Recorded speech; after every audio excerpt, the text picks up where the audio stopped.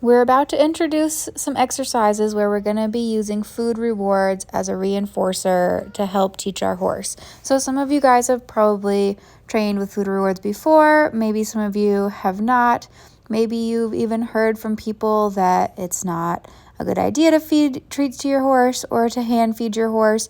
So we're going to go through here some really important things to keep in mind when we are training with food rewards, because it's something we need to do very intentionally and teach our horses the right rules surrounding food rewards so that it can be done safely and without building any of those bad habits that I'm sure you guys are all very aware of. So that's what we're about to dive into here. First things first, what kind of food are we going to use? Now, a lot of people hear food rewards and they immediately think treats. You might notice that is like way down at the bottom of my list here. Commercially made treats are absolutely a tool that we can use, but it is not my first choice in basically any scenario. The first thing I use like 90% of the time is hay pellets. That could be Timothy pellets, alfalfa pellets, orchard grass pellets, whatever you have available to you. I just like the smaller pellets. They're easier to chew and aren't as big of a choke hazard. Number two, you could use chopped hay. I also like to sometimes use senior feed. This is really nice for horses who maybe don't have super great teeth or don't chew really well, or horses who have a history of choking and we're really trying to prevent that. Senior feed usually comes in these like smaller pieces and it dissolves really easily. So that's a really great option for some horses that might need it. You can also use your horse's daily grain ration if you're concerned about maybe like overall calorie intake, or if they're on a really specifically balanced diet. Don't feel like you have to add all this extra stuff to their diet just because we're training with food. You can absolutely use their daily grain ration for your training sessions. Chopped fruits and vegetables are always an option. And then, of course, down at the bottom, we've got our commercially made or prepackaged kind of treats. Something to keep in mind here is that different foods are going to have different values for your horse.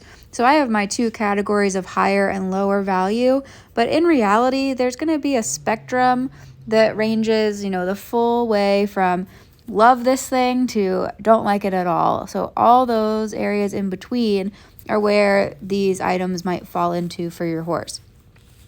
Higher value things tend to be things like carrots, apples, prepackaged treats, anything with molasses in it, or their commercially available grain meals.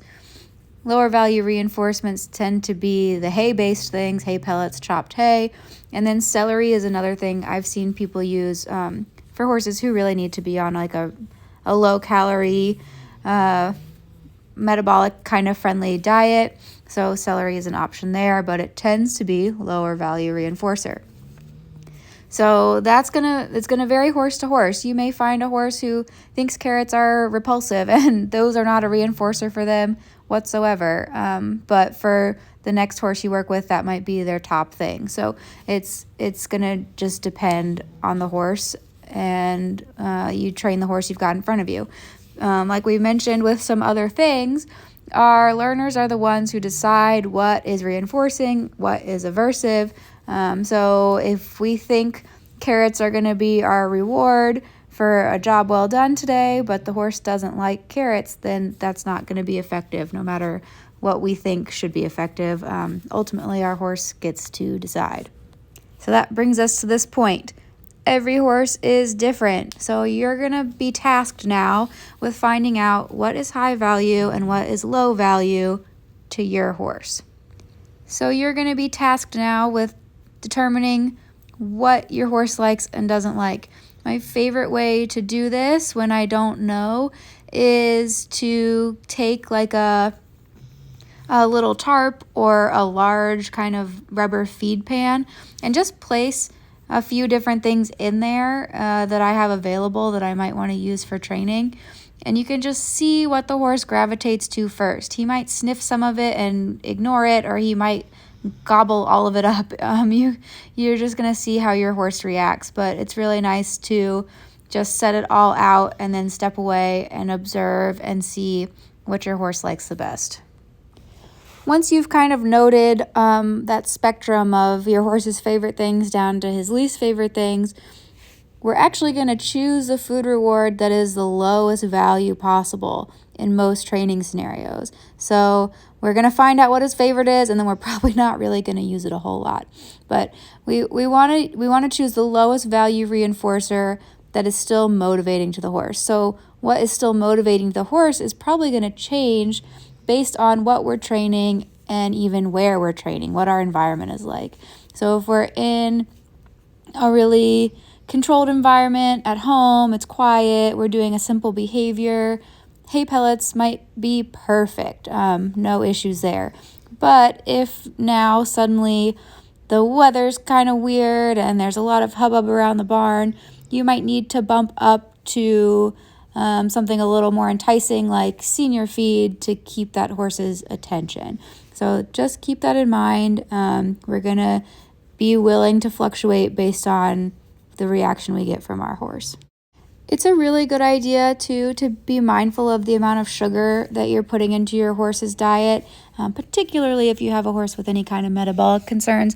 But I think this is smart for all horses. We really want to limit the amount of sugar that we're adding to the diet, which is another reason to be careful with how much commercial treats or even carrots and apples can have quite a bit of sugar. So we really want to be mindful and tend towards those lower value reinforcers whenever we can. You also want to be thinking about cutting things into small pieces. Our hay pellets tend to be nice and small, but if you're using fruits and veggies that you need to cut up, or even if you're using other treats that are bigger chunks, or sometimes people want to use hay cubes, you really want to break those down into small bits because we want them to be easy to chew, we want them to be a low choke risk, and we want the horse to be able to chew it kind of quickly and easily so that the pace of our training can move along. If the horse is sitting there chewing for 30 seconds, sometimes that can be kind of disruptive of the flow and they can kind of lose track of what we were doing. But that being said, there are also times when you might want the horse to chew a little longer in between reps. So knowing that, you have all these different options of things you can use to help achieve those goals. I also want to point out we can use different food rewards throughout our training session. So you may have a pouch of hay pellets and a pouch of carrots, and hay pellets are what you're using for the majority of your training session. And then if you get a really nice effort, then you might give a carrot as an extra bonus reward. So these are all techniques we can use to help in our training. I really find that hay pellets work for me 90% of the time with most horses and most things that I'm trying to train. But every now and then you're going to run into situations where you need some different options. And so it's really good to be thinking about what you've got, how you can be creative and find solutions to any of the problems that might arise. Okay, here we go with hand feeding.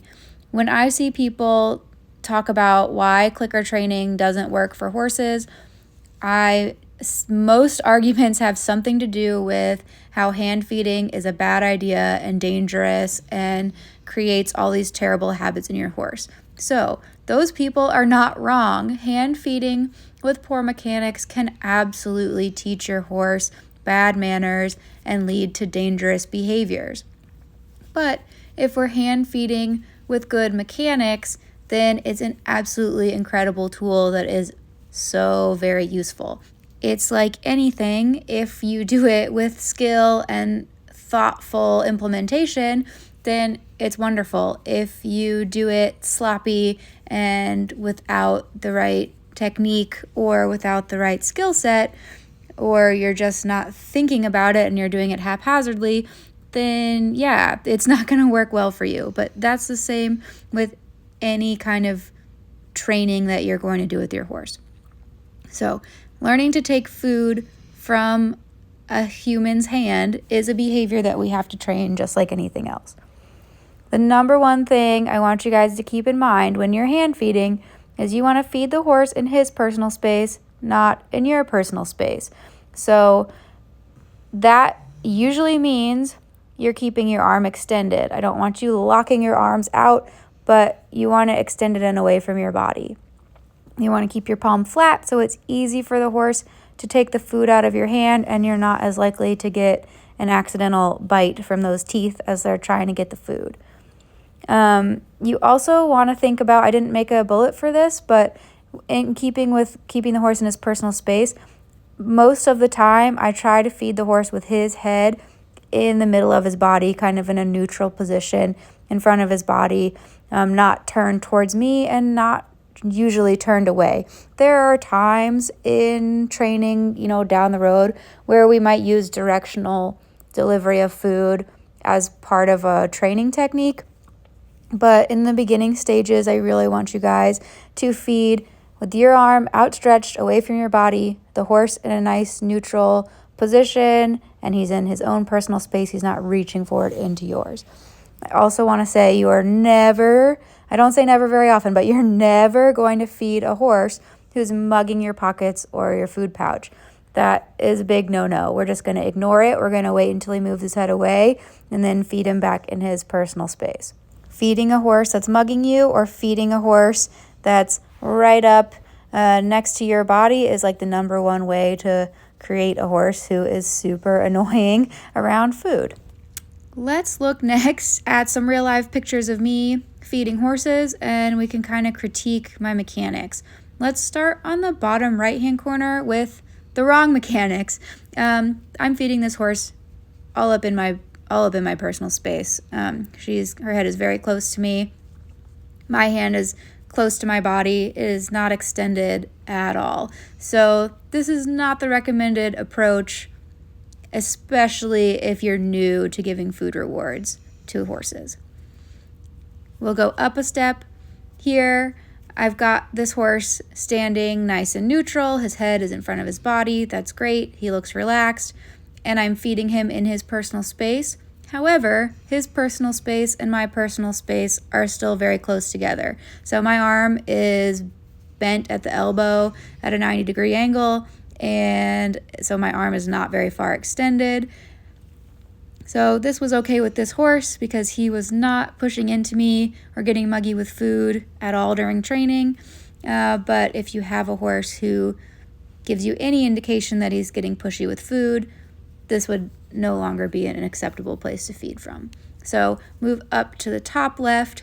Here is our best mechanics. So here I'm in front of the horse. You could be in front of the horse or to the side. It doesn't matter, but arm pretty much fully extended, palm nice and flat, horse nice and neutral position. This is where we want to be. This is the safest way to introduce food rewards to your horse. The reason why we don't want to be feeding in our personal bubble is because the horse then starts to associate getting food rewards with the human's personal space. We want the horse to associate getting food rewards with him standing in his own personal space bubble, with him standing relaxed, with him standing with his head and neck in a neutral forward position, not curling towards a human and nuzzling their pockets. So hopefully that makes sense. Sometimes when you're training, you don't even notice that your mechanics are getting sloppy. So it's a really, really good idea to videotape yourself or have someone that you trust sit and watch you so that they can give you some feedback and tap you on the shoulder when you're getting a little sloppy with it, because this is really, really important. It's like the foundation that everything's going to build on top of. So if your hand feeding mechanics get sloppy, then a lot of other things can start falling apart. So get this nice and solid. Make sure you're being safe with your food rewards, and you're not going to have those problems that everybody telling you that clicker training won't work is freaking out about. So that's hand feeding.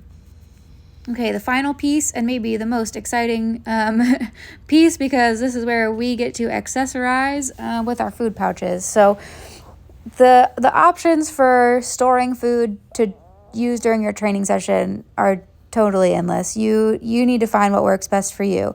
You can use your pockets. I find that works great for me in the winter, and it does not work for me in the summer because I oftentimes do not have pockets in the summer.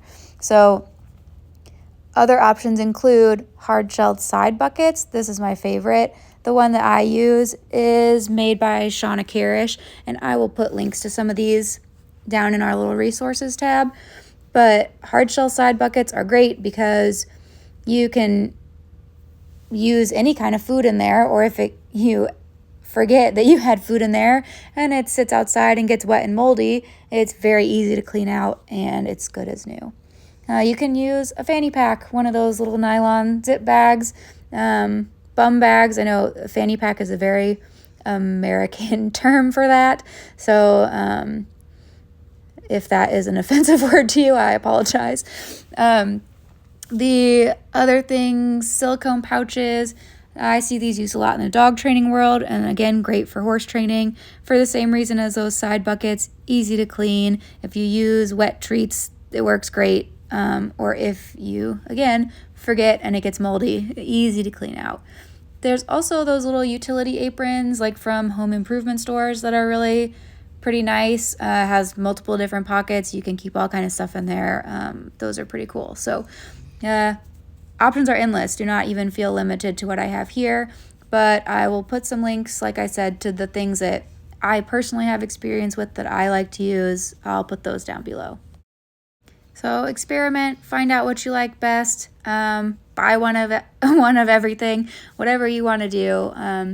I like to use different things for different activities. So the more stationary behaviors, the open top kind of side bucket is great.